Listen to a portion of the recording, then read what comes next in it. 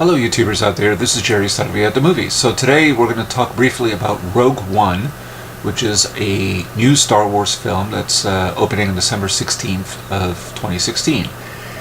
And I have to say, when I first heard about this film, I was a little skeptical, to say the least. Now, of course, I expressed some skepticism about The Force Awakens, but that was certainly months before we even saw really a teaser, let alone the first full trailer, because no information was out there regarding this movie. So, Force Awakens, that is. But here comes Rogue One, and as most of you know, this is really set prior to the events of the first Star Wars film, let's say for my generation, which would be A New Hope, Episode 4.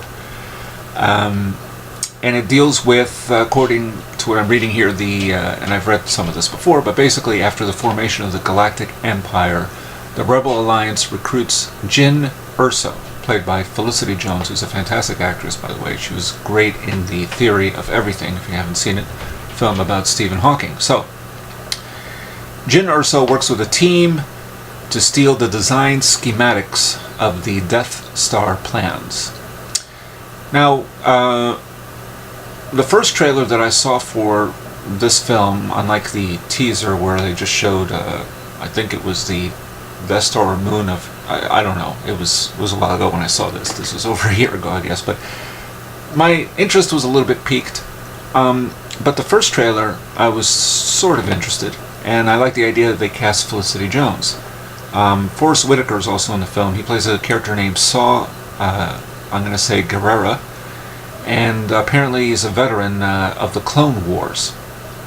And this character previously appeared in Star Wars: The Clone Wars, the animated series, and was mentioned in the Star Wars Rebels episode, The Honorable Ones, and the novel Star Wars Bloodline. So that sort of interested me a little bit. Anyway, Jyn Erso is some sort of a defiant character, a bit of a rebel to say the least, so that made it interesting for me, that there is a character like this. And that's fine, and as all of you know, Darth Vader reappears in this movie, once again voiced by James Earl Jones. That's going to be a huge selling point, I grant you that, for a lot of people. However, here's my thing. Rogue One may turn out to be a pretty damn good movie. I don't know. Listen, I had my skepticism about Force Awakens. I wasn't sure how that was going to work.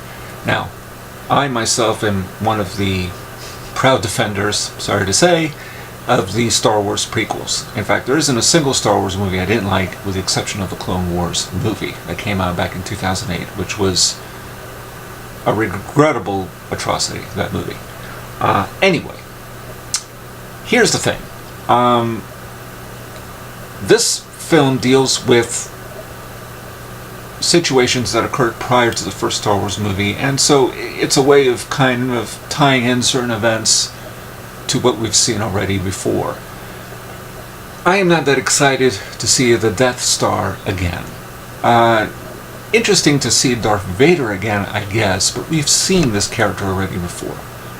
And I guess my feeling is this. The Force Awakens, even though it reunited characters that we loved, you know, obviously from the original Star Wars trilogy, Luke, Han, and Leia, and even though it, of course, paid a lot more tribute to the original Star Wars film from way back when, it still tried to create some new story. These were about events that happened 30 years after Return of the Jedi.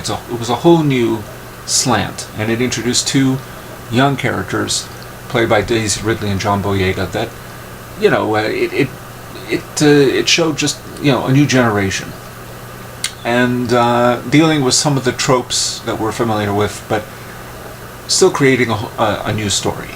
And hopefully with the next one, Episode 8, which is due a year from now, it will do the same thing, continue those events. That's the story I'm interested more in seeing than something that happened in between the events of earlier Star Wars movies. I mean, for example, we're going to see a young Han Solo movie.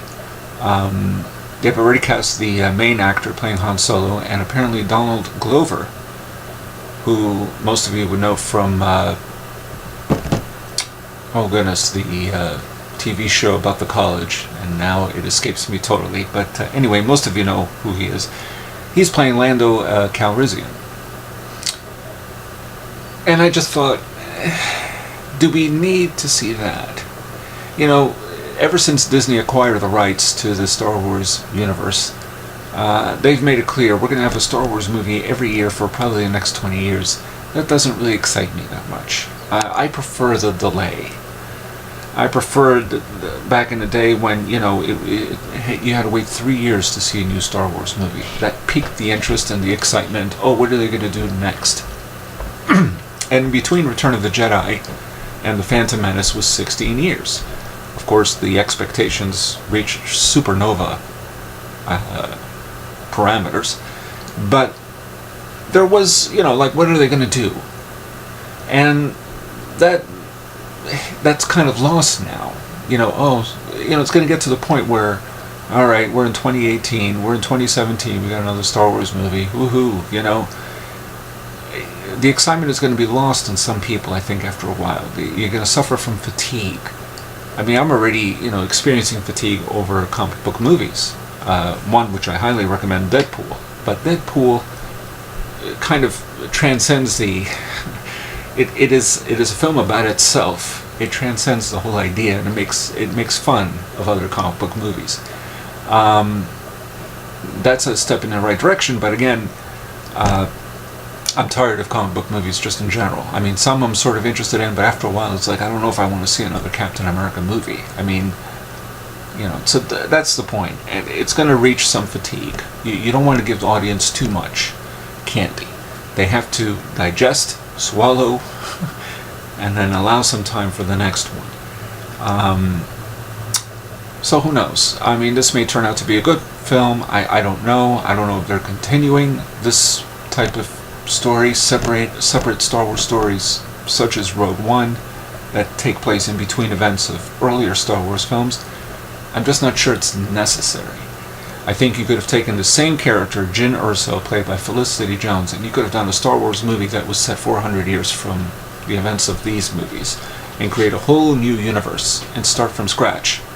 And what is that all about? And that could be maybe in some way tie into these newer Star Wars films, episode 7, 8, and 9.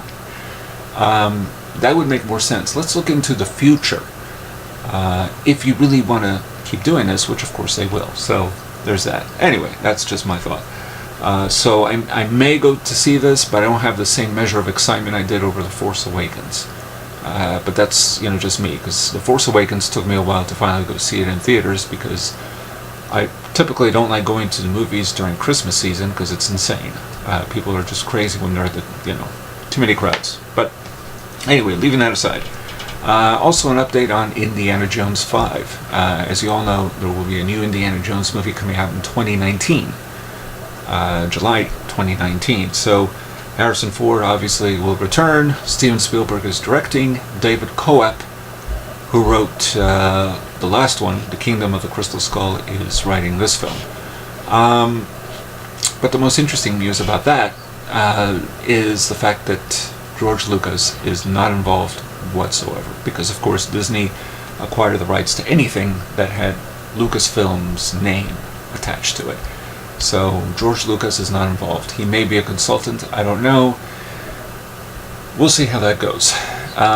So far, George Lucas's non-involvement in the Star Wars franchise has not exactly affected the movies thus far. So, yeah, who knows? It's just a curious thing that, you know, Lucas and Spielberg, two forces combined together to do Indiana Jones, used to be such an excitement. And now, you know, just Spielberg, it's just odd with Disney. Very odd. But it may turn out to be a very good film. I don't know. We don't know much about this new one yet.